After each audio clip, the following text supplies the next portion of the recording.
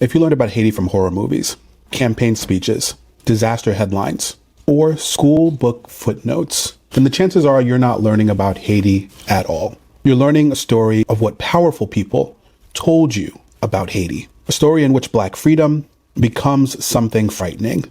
A story in which voodoo becomes sorcery.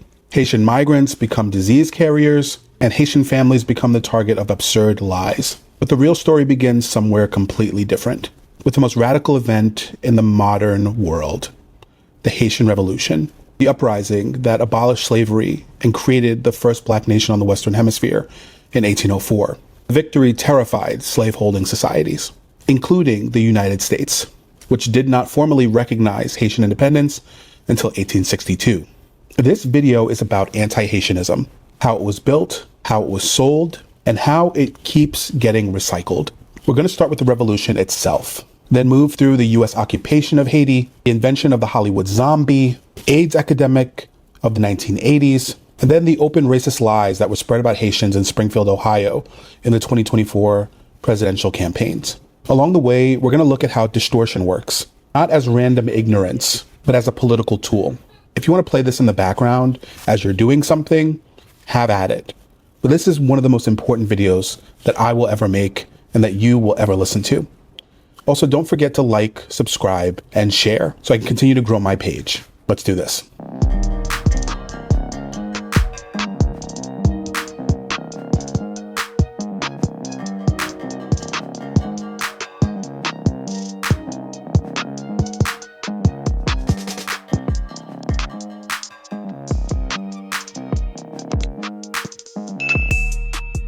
Before Haiti was Haiti, it was Saint-Domingue, France's richest colony in the Americas, built on sugar, coffee, and the systemic exploitation of Africans. In August 1791, enslaved people launched a massive rebellion. Over the next 13 years, the struggle drew in France, Spain, England, free people of color, formerly enslaved people, and revolutionaries led by Toussaint Louverture, and later Jean-Jacques Dessalines. On January 1st, 1804, independence was declared. While the US State Department describes it as the second independent country in the Americas after the United States, Haiti became the first country founded exclusively by formerly enslaved peoples. This mattered far beyond the island. The Haitian Revolution shattered the lie that slavery was natural, a permanent state, or invincible. It also frightened every slaveholding society in the hemisphere. The US State Department's own historical summary says American leaders acted ambivalently and often hostile towards the Haitian society after the revolt, and the United States held official recognition until 1862. The same source explains that Thomas Jefferson pursued isolation towards Haiti because he feared their revolution would spread to the United States, even though those fears were unfounded, and Haiti was primarily concerned with its own survival. So from the start, Haiti was punished, not only for what it was, but also for what it represented. It represented enslaved people defeating an empire. It represented Black sovereignty. It represented that racial order in the Atlantic was neither divinely ordained or historically inevitable. And once a country symbolizes that kind of threat, empires don't just attack it with armies or debt, they attack it with stories. Fast forward to 1915, after the assassination of Haitian President Jean Villebrum Guanami Sam. I'm sorry if I'm mispronouncing that. President Woodrow Wilson sent U.S. Marines into Haiti. The occupation lasted until 1934. The U.S. State Department says that it was to restore order and keep order on the island. But it also acknowledges that it was there to protect U.S. assets and also to block rival influence in the Caribbean.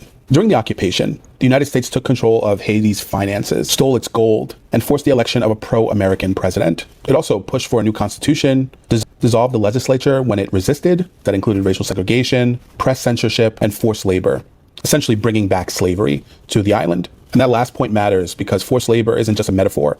It was a fact. The very thing Haiti had fought to abolish was now its reality when the United States came. It was in the middle of this occupation where American writer William Seabrook traveled to Haiti. In 1929, he published The Magic Island, a book that became hugely influential in the United States. Seabrook said that he became very influential in observing Haitian ritual life, but the book was marketed as titillation and sensation, and some critics objected to it initially. Anthropologist Melville Herskovits called it a work of injustice and argued that Seabrook focused on the grotesque while ignoring the context.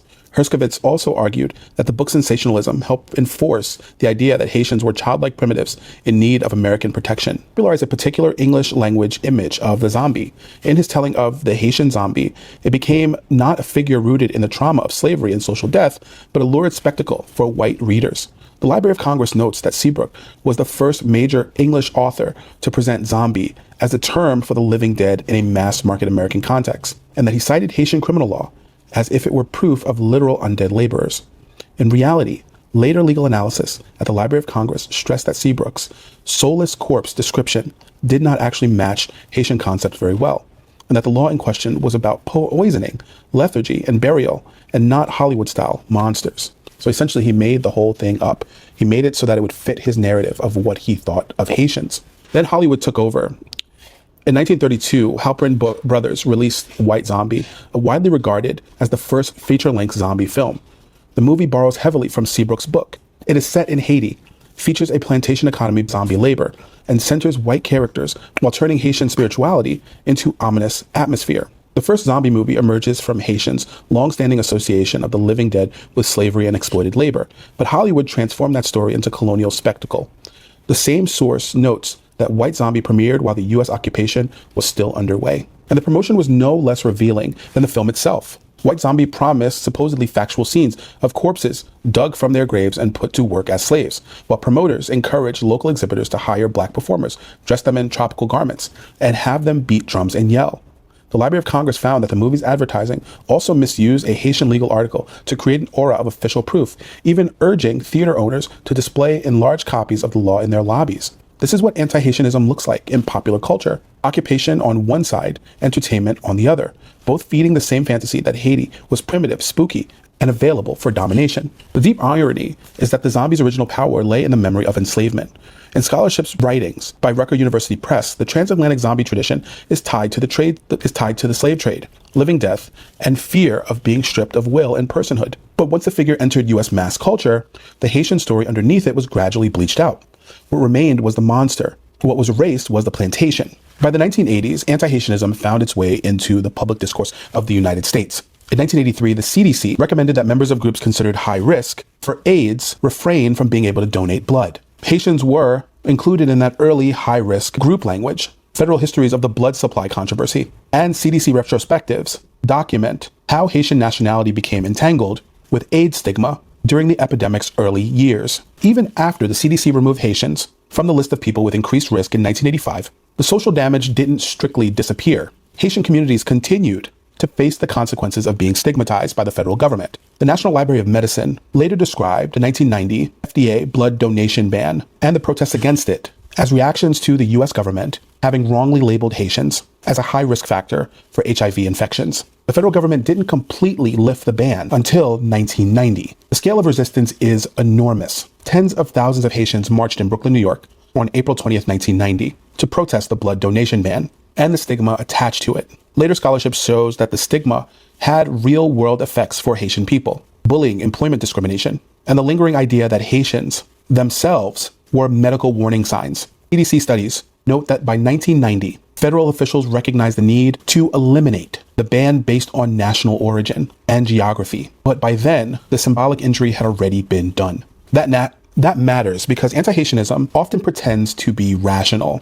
It says this is racism. This is science. We're just being cautious. This is just policy. But then again, the facts fail to support the stigma. What remains is a pattern. Haitians are cast as uniquely threatening, uniquely alien, and uniquely suspect. In Springfield, they're eating the dogs, the people that came in. They're eating the cats. They're eating the pets of the people that live there. And this is what's happening in our country. Fast forward to September 2024 in Springfield, Ohio. False claims spread that Haitians are stealing and eating people's pets. Reuters and several other news outlets report that there is no such credible threat or evidence to the story. Local officials say the same thing. Springfield Mayor Rob Rue states that the city has not received any credible reports of anything like this happening. But then J.D. Vance, the vice presidential nominee at the time, amplifies the claims anyway. The Guardian later reports that he admitted that he was willing to create media attention on a false matter. This is where things get chilling, right? Because the lie was not just random. It drew directly on old colonial tropes, saying things like Haitians are savages, irrational, animalistic, beyond civilized norms. The same repertoire that was used to turn voodoo into black magic instead of its original intent, which was anti-slavery. The consequences were immediate. After the rumors were amplified nationally, bomb threats hit Springfield's facilities in Ohio. This is including city buildings. And Haitian residents reported fear, harassment, and a climate of intimidation. News outlets reported, all documented the fallout. The lie did exactly what the anti-Haitian myth always did. It translated fantasy and lies into punishment. And the policy side did not end there. On June 25th, 2026, the Supreme Court allowed the Trump administration to end temporary protective status for more than 350,000 Haitians and 6,000 Syrians. Whether or not every anti-Haitian policy uses openly racist language, the broader pattern is unmistakable. First stigmatize, then isolate, then declare the targeted group as disposable. So what gets lost when Haiti is reduced to a slur, a rumor, or a horror plot? First, the meaning of the zombie itself. Haitian law is often invoked carelessly here, so let's be precise.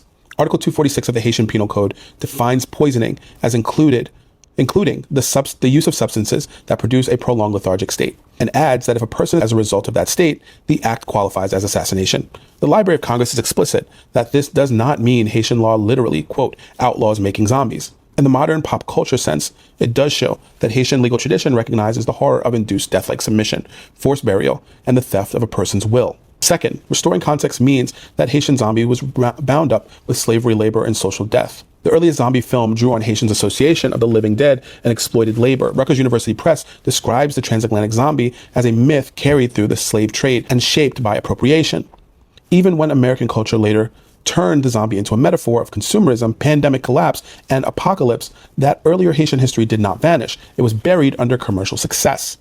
Third, restoring context means noticing how disaster coverage still produces dehumanization. A scholarly abstract in Theory, Culture, and Society argues that photographs of victims from the 2010 Haitian earthquake invoked the Haitian zombie motif as an image of monstrous black racial difference. Separately, critics interviewed in Teen Vogue and that mainstream coverage often falls back on dehumanizing cliches, especially the repeated shorthand of Haiti as, quote, the poorest country in the Western Hemisphere, a phrase that they say strips Haitians of complexity and humanity. That does not mean every image or every article is malicious. It means the old visual grammar remains available and powerful.